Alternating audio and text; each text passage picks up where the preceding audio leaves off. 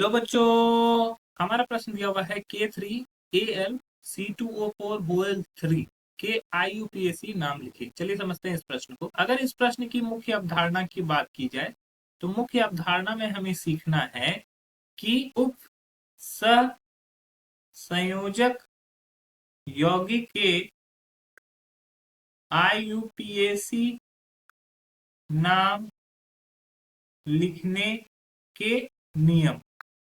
देखो, यहाँ पे हम लोग को समझना होगा क्या क्या चीज समझना होता है। सबसे पहले यहाँ पे जो क्या है, एक केंद्रीय धातु होता है, साथ में उसके लिगेंड्स जुड़ा होता है।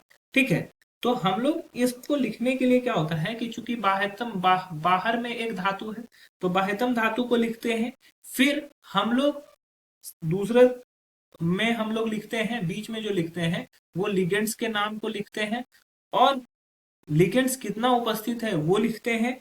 और उसके बाद हम लोग लिखते हैं लास्ट में जो केंद्रीय धातु होता है उसका नाम लिखते हैं और उसकी वैलेंसी को लिखते हैं। तो इस प्रकार से इसका नाम क्या हो जाएगा, यहाँ पे दिया हुआ है K3Al C2O4 ठीक है, तो सबसे पहले C2O4 2 माइनस, ये अपना ये होता है। अगर ये ब्रेक करोगे तो ये C2O4 2 माइनस के फॉर्म में रहेगा।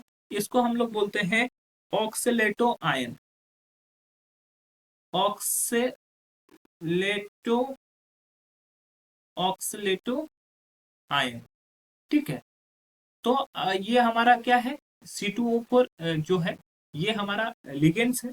तो अगर इसका नाम लिखा जाएगा तो सबसे पहले के है, के लिए हम लोग क्या लिखते हैं, पोटेशियम। पोटेशियम, अब ऑक्सीलेटो, कितना ऑक्सीलेटो प्रेजेंट है, 3 ऑक्सीलेटो प्रेजेंट है, तो 3 के लिए हम लोग लिखते हैं ट्राई ऑक्सीलेटो। और यहाँ पर क्या है, एल्यूमिनियम, तो एल्यूमिनियम में 8 लग जाता है, केंद्रीय धातु में 8 जो लगता है, तो ये हो जाएगा एल्यूमिनेट।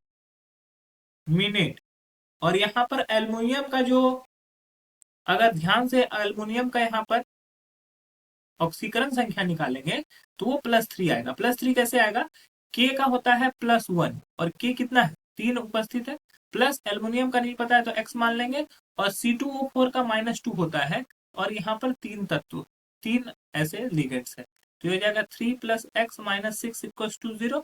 x का वैल्यू देखेंगे तो +3 निकलेगा। तो यह एल्युमिनियम का ऑक्सीकरण संख्या 3 है, तो एल्यूमिनेट के साथ यहाँ पर 3 लग जाएगा।